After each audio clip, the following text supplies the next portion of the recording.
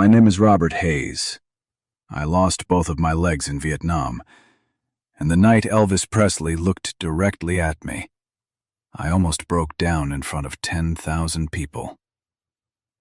The scream of the crowd hit Robert like artillery fire. For a split second, his chest locked. His fingers tightened around the metal armrests of the wheelchair. The roaring arena, the flashing lights, the vibrations under the floorboards. It all dragged him backward into memories he had spent 8 months trying to bury. Mortars, smoke, blood, men screaming in the dark. His breathing turned shallow. Beside him, Linda instantly noticed. Her hand slid over his trembling wrist, warm, gentle, grounding him before panic could swallow him whole. "We can leave right now," she whispered softly. "Nobody would blame you." Robert stared toward the giant glowing stage, where microphones waited under the spotlight like silent witnesses. Around them, thousands of excited fans laughed, shouted, waved signs, and sang Elvis songs before the show even began. Life, noise, joy. Things Robert no longer understood. He swallowed hard. "No," he muttered. "I need this." But the truth was uglier. He didn't know if he needed the concert or proof that he was still human. 8 months earlier, Master Sergeant Robert Hayes had commanded men through the jungles of Vietnam. At 42 years old, he was respected, feared, and trusted. Young soldiers followed him because he stayed calm when bullets started flying, because he never abandoned anyone. Then, March 15th, 1970 happened. One explosion. That was all it took. A mortar shell landed close enough to erase the lower half of his life. He still remembered the impossible heat ripping through his body, the pressure wave, dirt exploding upward, his men screaming his name. Then, the horrifying moment he looked down and realized his legs were gone. Not injured, gone. The medics had saved him, barely. But nobody told him how to survive afterward. Nobody explained what it felt like to wake up in hospital beds night after night, reaching for legs that no longer existed. Nobody prepared him for phantom pain so violent. It felt like invisible knives twisting inside bones that weren't there anymore. And nobody warned him about the silence. The silence after war was worse than gunfire. At home, people thanked him for his service with uncomfortable smiles, before quickly looking away from the wheelchair. Old friends stopped visiting. Children stared too long. Strangers treated him like broken glass. Worst of all, Robert no longer recognized himself. The man who once carried wounded soldiers through enemy fire now struggled to move from a bed into a chair without assistance. Every mirror became an enemy. Every morning felt humiliating.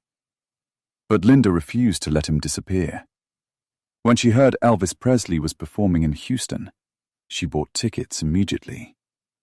Robert had loved Elvis since the 1950s, back before war hardened him, before life became measured in scars. Maybe music could reach a place medicine couldn't. Maybe. The arena lights suddenly died. The crowd exploded. A wave of screaming rolled across the Sam Houston Coliseum, like thunder crashing through steel walls. Women jumped to their feet. Men whistled. Cameras flashed violently across the darkness. Then Elvis walked onto the stage. The entire building shook. Even Robert felt it. That strange electricity only certain people carried. Elvis didn't just enter rooms. He consumed them. White jumpsuit, gold details sparkling under the lights, slow, confident smile. The crowd practically worshipped him. "Elvis! Elvis!" Robert expected to feel disconnected from all of it. Instead, for the first time in months, he smiled. A real smile. Not forced, not polite. Real. Elvis opened with fast songs that turned the arena into chaos. Fans danced between seats. Security struggled to control the front rows. Elvis joked with the audience, moving across the stage with effortless charisma. And slowly, something impossible happened inside Robert Hayes. The pressure in his chest loosened. He laughed once at one of Elvis's comments. Linda noticed immediately and squeezed his hand harder, trying not to cry herself, because she hadn't seen that expression on her husband's face since before Vietnam destroyed him. But then came the song that changed everything. About 45 minutes into the concert, Elvis suddenly became quiet. The energy shifted. The band softened. Elvis stepped closer to the microphone, breathing heavier now, sweat glistening beneath the lights. "Ladies and gentlemen," he said softly, "this next piece means a lot to me." The crowd slowly settled. It's about America, about sacrifice, about history, about people who give more than most of us ever will. Something in Elvis's tone made Robert straighten slightly in his chair. Then the music began. Slow, heavy, almost spiritual. An American trilogy. The first notes crawled through the arena like ghosts. Robert froze. The lyrics hit differently tonight. Not like entertainment, like memory, like judgment. As Elvis sang about America, sacrifice, suffering, and identity, Robert felt every buried emotion clawing upward at once. Faces of dead soldiers flashed through his mind. Jungle rain, helicopter blades, young boys crying for their mothers while bleeding out in mud. He had spent months trying not to feel anything. Now, suddenly, he felt everything. His throat tightened, and before he even realized what he was doing, his hand rose. A military salute, perfect form, sharp, instinctive, automatic. The training was carved too deeply into him to disappear. Robert sat there in the third row, back straight despite the wheelchair, fingers pressed against his forehead, while Elvis sang about a country Robert had nearly died defending. Linda looked at him in shock because she understood immediately. This wasn't performance. This was pain turning into pride. Then something happened nobody expected. Elvis looked down. At first it was casual, just another sweep across the audience while singing. Then his eyes stopped, locked, directly onto Robert, the wheelchair, the salute, the uniform, the face of a man war had carved apart. Elvis's expression changed instantly. His voice cracked just slightly, but enough for the front rows to notice. Robert saw it happen in real time. Elvis Presley, the most composed performer on earth, suddenly looked emotionally exposed. The lyrics nearly failed him, and then Robert realized something terrifying. Elvis was staring only at him. The entire arena disappeared. 10,000 screaming fans vanished. There was only one wounded soldier, and one man on stage trying not to break apart while looking at him. Elvis kept singing, but tears suddenly filled his eyes. Real tears, not theatrical, not exaggerated, uncontrolled. The audience slowly noticed. Whispers spread across nearby sections. People followed Elvis's gaze until they finally saw Robert in the wheelchair, holding the salute with military precision. The atmosphere inside the building changed immediately. The screaming stopped. The noise faded. A strange silence began spreading, seat by seat, like a living thing. Elvis continued singing through tears, now running openly down his face. His voice grew rougher, more emotional. Every lyric sounded heavier than before.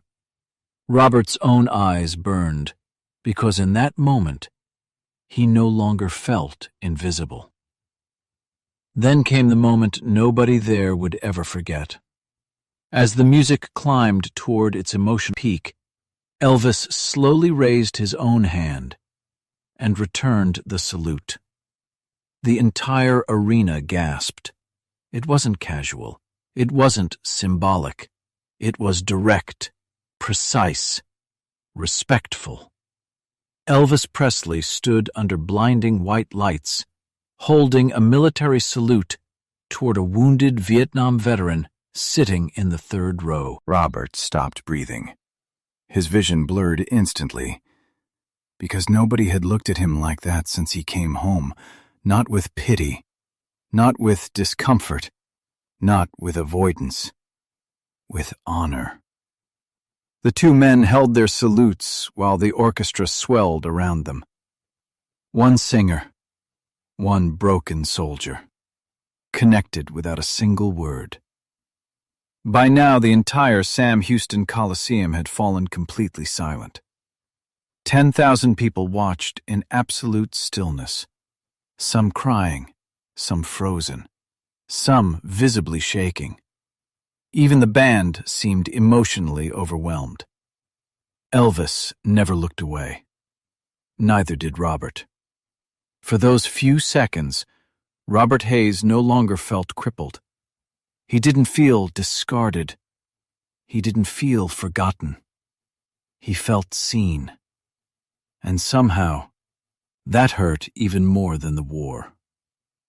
The final notes exploded through the arena. The song ended. Neither man lowered his salute immediately. They simply stared at each other across the sea of silence. Then slowly, Elvis nodded. Small, simple, but filled with more respect than Robert had received in months. Robert nodded back, and the arena erupted. Not screaming, not wild applause, something deeper. People stood crying while clapping with almost painful intensity. The sound echoed through the Coliseum like thunder. Elvis wiped tears from his face, trying to regain composure. But his voice still shook when he leaned toward the microphone. "Thank you," he whispered. The crowd quieted instantly. Elvis looked directly at Robert again. "Thank you for your service." Robert felt Linda gripping his hand so tightly it hurt, because she knew. Something inside her husband had just changed forever, and neither of them yet understood how much bigger the night was about to become. Robert Hayes thought the night was already over. He was wrong. Because the moment Elvis lowered that salute on stage, something had cracked open inside both men. And neither of them would leave the Sam Houston Coliseum the same person they had been when they entered it. The applause still thundered through the arena as Elvis turned away from the microphone, breathing hard. Sweat rolled down his face, mixing with tears he was still trying to hide. The band continued playing softly, buying him time to recover. But Elvis barely heard any of it. His mind stayed locked on the man in the wheelchair. The salute, the missing legs, the look in Robert's eyes. God, that look. Elvis had seen screaming fans every night for years. Thousands of faces blurred together, city after city. But this was different. Robert's expression wasn't excitement. It was pain held together by discipline. And somehow, that hurt Elvis more than anything. He forced himself to finish the concert professionally, but everyone close to him noticed the difference immediately. His movements became quieter, less performative, more human. Even the audience felt it. The energy inside the building had transformed into something almost sacred. Every time Elvis glanced toward the third row, Robert was still there, still sitting tall, still composed, still carrying invisible weight nobody else in the arena could fully understand. Meanwhile, Robert himself was struggling to stay emotionally upright. The salute had shattered something buried deep inside him. For months after Vietnam, Robert had trained himself not to feel. Feeling led to memories. Memories led to nightmares.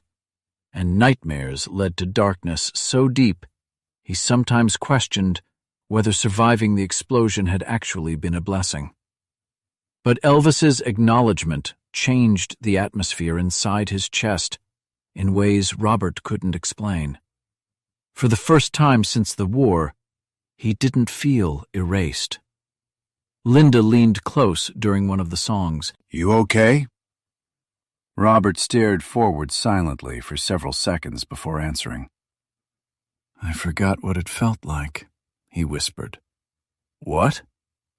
"To feel respected." Linda nearly broke down right there in her seat, because she knew how true that was. At home, Robert pretended to be strong. He joked with doctors, smiled during therapy, told everyone he was fine. But late at night, she heard him crying in the bathroom when he thought she was asleep. She saw how he avoided mirrors, saw how he stared at his old military photographs like he was looking at another man entirely. The war hadn't just taken his legs. It had stolen his identity. And somehow, in less than 3 minutes, Elvis Presley had reached a wound therapists couldn't touch. The concert finally ended close to midnight. The crowd exploded one last time as Elvis thanked Houston and disappeared backstage beneath blinding lights. Robert exhaled slowly. The adrenaline began leaving his body all at once, replacing itself with exhaustion. Emotional exhaustion. The kind that made his bones feel hollow. "We should go," he muttered quietly. Linda nodded.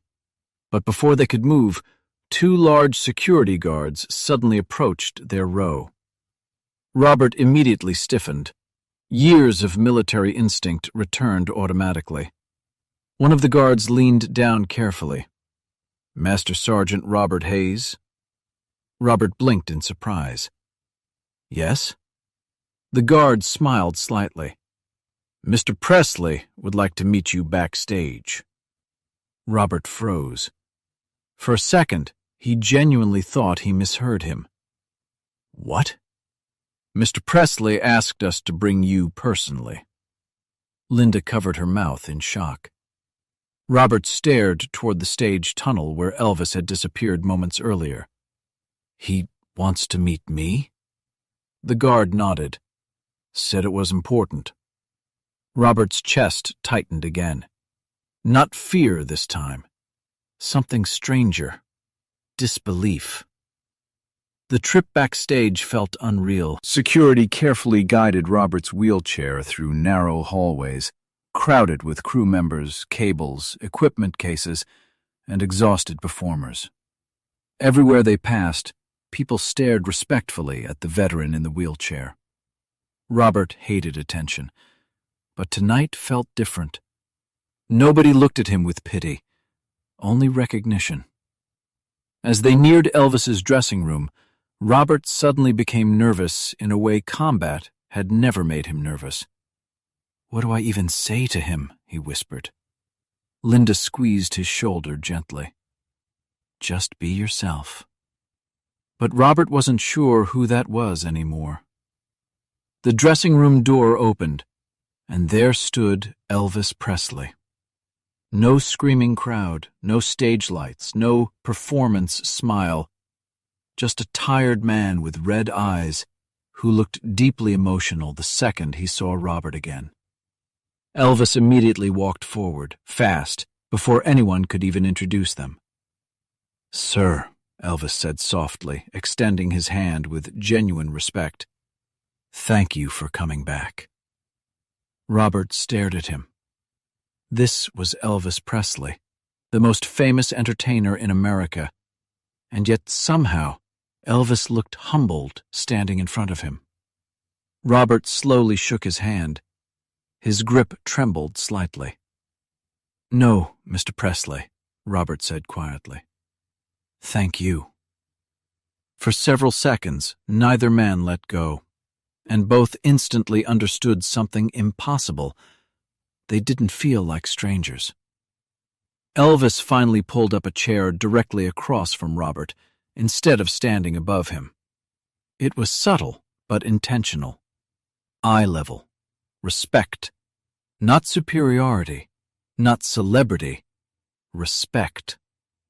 Linda noticed immediately. So did Robert. Elvis studied the wheelchair silently for a moment before speaking. "Vietnam?" Robert nodded once. Elvis inhaled slowly. "How long ago?" 8 months. Elvis closed his eyes briefly, like the answer physically hurt him. Jesus. The room became quiet. Outside, distant fans still screamed Elvis's name somewhere far down the hall. But inside this dressing room, none of that mattered anymore. Elvis leaned forward. "When I saw you salute," he said carefully, "it hit me harder than anything I've felt on stage in years." Robert looked down at his hands. "I didn't even think about it," he admitted. "The song just did something to me." Elvis nodded instantly. "I know." And he truly did. Because during American Trilogy, Elvis hadn't seen a fan. He had seen sacrifice staring directly back at him. Real sacrifice. Not fame, not applause, not performance. Something far heavier. Elvis suddenly stood up and walked toward a small table near the mirror. Several silk scarves lay folded beside jewelry, water bottles, and handwritten notes from fans. He picked one slowly. White silk, gold stitching, his initials embroidered carefully into the corner. One of his personal favorites. When Elvis returned, Robert immediately shook his head. "No." Elvis ignored him gently and placed the scarf across Robert's shoulders himself. "This belongs to you now." Robert looked stunned. "I can't take something like this." "Yes, you can." "Elvis, no," Elvis interrupted quietly. "Please." There was something fragile in Elvis's voice now, almost guilty. Robert noticed it immediately. So did Linda. Elvis sat back down heavily, rubbing his face before speaking again. "You know something strange?" Elvis asked quietly. Robert stayed silent. "When I served in Germany, people treated me like I was brave." Elvis gave a weak smile. "But I wasn't. Not really." Robert frowned slightly. "You served your country." "Not like you did." The words came out fast this time, honest, unfiltered. "I was safe, comfortable, protected. Meanwhile, men your age were bleeding in jungles." Robert didn't answer, because part of him understood exactly what Elvis meant. The guilt, the comparison, the feeling that someone else paid a bigger price. Elvis looked directly into Robert's eyes now. "And tonight, when I saw you," his voice cracked slightly again, I realized something. The room felt smaller suddenly, more intimate, more dangerous emotionally. Elvis continued softly. I think people stopped seeing you when you came home. Robert's face changed instantly, direct hit. Not because the statement was cruel, but because it was true. His throat tightened hard. Elvis leaned closer. They see the wheelchair first, right? Robert looked away immediately. That silence itself became the answer. Linda began crying quietly beside him, because nobody had ever said it out loud before. Nobody. Doctors discussed recovery. Family talked about hope. Friends avoided uncomfortable conversations entirely. But Elvis saw it instantly. The invisibility, the humiliation, the loss of identity. You know what I saw? Elvis asked firmly. Robert forced himself to look back up. I saw a soldier. The words hit harder than the explosion in Vietnam. Robert's breathing suddenly became uneven. Elvis kept going. I saw a man who gave everything this country asked him to give. Robert's eyes filled immediately. And I saw somebody trying very hard not to fall apart. That did it. Robert broke completely. The crying came violently and without warning. Deep, painful sobs ripped out of his chest before he could stop them. Months of buried grief exploded out all at once inside Elvis Presley's dressing room. Robert bent forward in the wheelchair, shaking uncontrollably. Linda grabbed him instantly, crying too. I'm sorry, Robert choked out. I'm sorry. Elvis moved closer immediately. No, don't apologize. Robert covered his face. You don't understand, he gasped. I came home feeling dead. The room went silent. Even Elvis stopped breathing for a moment. Robert's voice shattered into pieces. My men looked at me like I was strong, and now I can't even stand up by myself half the time. Every word sounded like a confession he had been holding inside for months. I look in the mirror, and I don't know who I am anymore. Elvis's eyes filled again. Because this wasn't weakness. This was a wounded man finally telling the truth. Robert wiped his face roughly, ashamed of losing control. But Elvis suddenly grabbed his shoulder firmly. Listen to me. Robert slowly looked up, and Elvis said the one sentence Robert Hayes would remember for the rest of his life. You are not less of a man because war took your legs. Silence. Pure silence. Then Elvis added quietly, the strongest men I've ever met are the ones still standing emotionally after life tries to destroy them. Robert stared at him like he'd just heard oxygen for the first time in months, because deep down he had truly believed his life ended in Vietnam. And now, for the first time, someone was showing him another possibility. Not survival. Purpose. Outside the dressing room, the noise of fans continued echoing through the building. But inside that small room, something invisible had already changed forever. Not just for Robert, for Elvis too.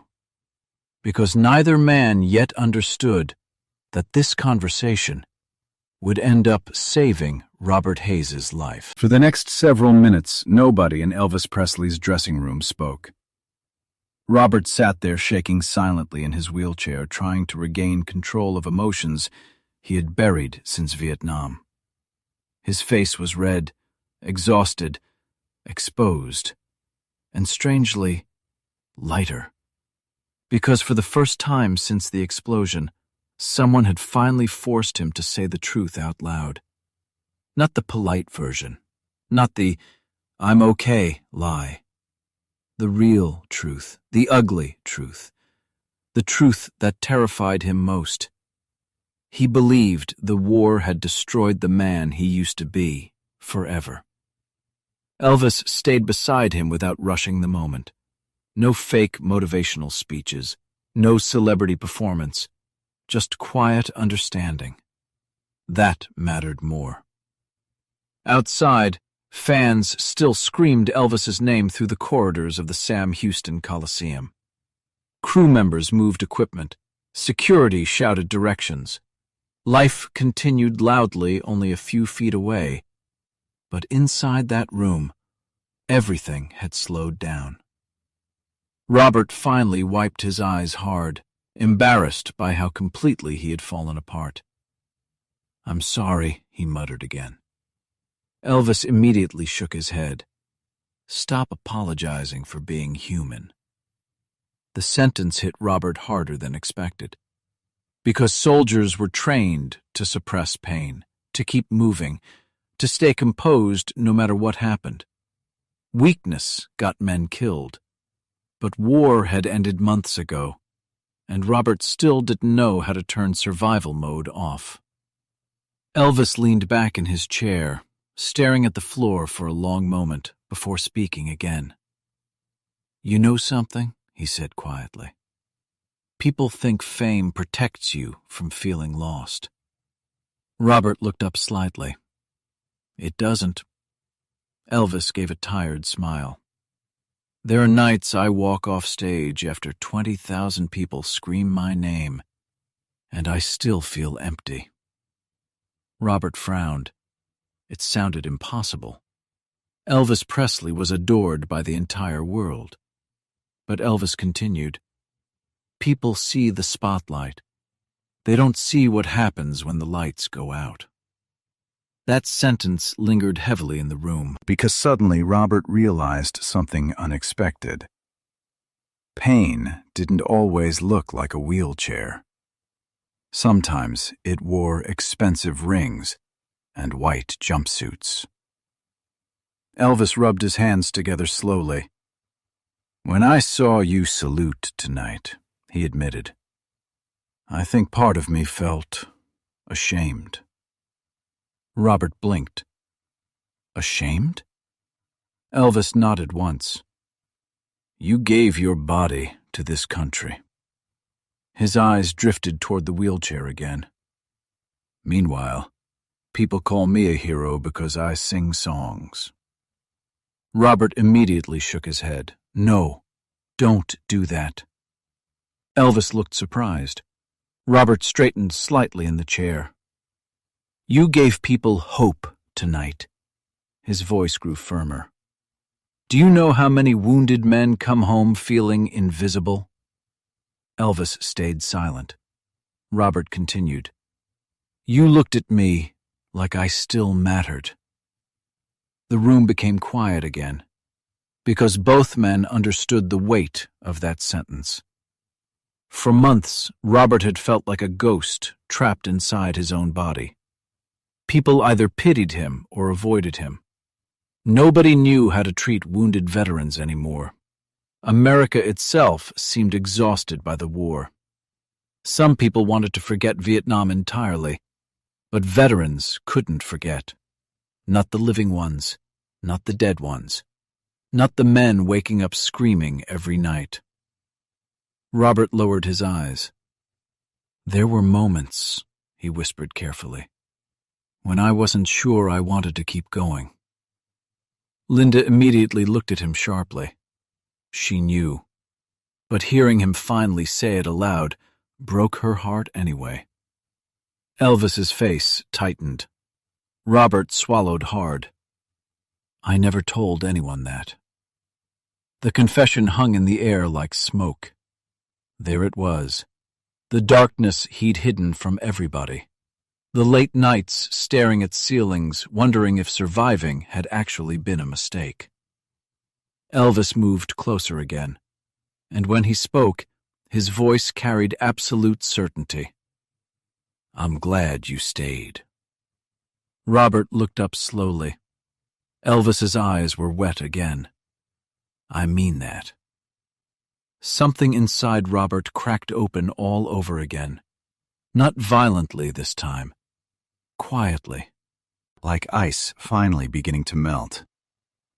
Linda squeezed Robert's hand and started crying softly again, but these tears felt different from earlier. Less hopeless. Less afraid. Elvis suddenly stood and walked toward a nearby mirror. For a moment he stared at his own reflection silently. Then he spoke without turning around. "My mother used to tell me something when I was young." Robert listened carefully. "She said the most dangerous pain in the world is when a person starts believing they don't matter anymore." Elvis finally turned back toward him. "And tonight, when I looked at you," his voice softened, "I realized you've been fighting that exact battle ever since you came home." Robert couldn't deny it, because it was true. The war ended for everybody else eventually, but not for soldiers. For soldiers, war followed them home, into hospitals, into marriages, into nightmares, into mirrors. Robert looked down at the prosthetic training braces attached near his wheelchair. "I still haven't learned how to walk again," he admitted quietly. Elvis immediately answered, "You will." Robert gave a weak, humorless laugh. "You sound pretty certain." "I am." "Why?" Elvis walked back over and crouched directly in front of him now, eye to eye again. "Because men who survive what you survived don't quit." The words landed deep. Elvis pointed gently toward Robert's chest. "You're wounded, not finished." Silence. Then Robert did something unexpected. He smiled, small, fragile, but real. And Linda instantly covered her face, crying harder than before, because she hadn't seen that expression in almost a year. Elvis smiled, too. "There he is," Elvis whispered. For the next 20 minutes, they talked like old friends instead of strangers.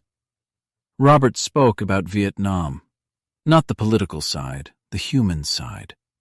Young soldiers terrified before firefights, writing letters home for dying men, carrying bodies through mud, listening to helicopters disappear into darkness. Elvis listened to every word without interrupting. And unlike most civilians, he never looked uncomfortable. He listened like the stories deserved to exist. That alone healed something inside Robert. Before leaving, Elvis carefully adjusted the silk scarf around Robert's shoulders one final time. "Keep this," he said softly. "And whenever life gets heavy again, remember tonight." Robert nodded slowly. "I will." Elvis extended his hand one last time. But instead of shaking it normally, Robert surprised him. He saluted again. Perfect form, even sitting in the wheelchair. Elvis's eyes instantly filled, and once more, Elvis Presley returned the salute. No cameras, no audience, no performance. Just two men silently honoring each other in a backstage room after midnight. Years later, Robert Hayes would still remember every second of that moment with terrifying clarity. Because that night changed the direction of his life. Not magically, not instantly. The nightmares didn't suddenly disappear. The pain remained. Rehabilitation remained brutal. Learning to use prosthetic legs nearly broke him physically. But something fundamental had shifted. For the first time since Vietnam, Robert stopped seeing himself as ruined. That mattered. He attacked physical therapy with new intensity. Every painful exercise became war again. Every step on prosthetics became another battle to win. Doctors noticed the difference immediately.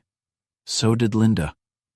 The man who once stared blankly at walls now pushed himself until sweat soaked through hospital gowns. He fell repeatedly during rehabilitation sessions, but he kept getting back up again, again, again. Because Elvis had unknowingly given him something medicine couldn't provide, a reason to fight for himself again. Within 2 years, Robert learned to walk confidently using prosthetic legs. Slowly at first, painfully, but he did it. And once he realized he could rebuild his life, he dedicated it to helping other broken veterans rebuild theirs too. Robert began speaking at veteran support groups across Texas. At first, only a few men attended, then dozens. Because wounded soldiers trusted wounded soldiers. Robert never spoke like a motivational speaker. He spoke honestly, about fear, about shame, about survivor's guilt, about feeling invisible after war. And every single time he told the story of Elvis Presley stopping a concert to salute him. Not because Elvis was famous, but because recognition saved him. You know what wounded people need most, Robert once told a room full of veterans? Not pity, not speeches, to be seen. The room fell silent after that, because every veteran there understood exactly what he meant. Meanwhile, Elvis never publicly discussed the incident. Not once. That was simply who he was. People close to him later admitted the moment deeply affected him emotionally. After Houston, Elvis reportedly spent more time meeting veterans backstage during tours, more time listening, more time thanking them personally. Something about Robert Hayes stayed with him. Maybe because Elvis recognized loneliness in him. Or maybe because, for one brief moment under stage lights, two completely different men saw the same pain in each other. Years passed. The scarf remained in Robert's home inside a glass case beside military medals and photographs from Vietnam. Visitors always asked about it, and Robert always smiled before telling the story. The king of rock and roll saluted me, he'd say quietly. But the salute wasn't the important part.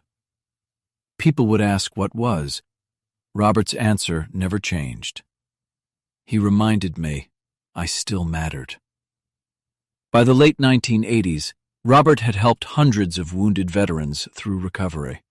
Some amputees, some traumatized, some suicidal. Whenever one of them said, "My life is over," Robert would lean forward calmly and answer, "No." I used to believe that too. Then he would tell them about one November night in 1970, when Elvis Presley looked into a crowd of 10,000 people and noticed one broken soldier trying desperately not to disappear. And how that single moment of respect pulled a wounded man back from the edge. Because sometimes people don't need miracles. Sometimes they just need someone to truly see them. And on that unforgettable night in Houston, Elvis Presley did exactly that.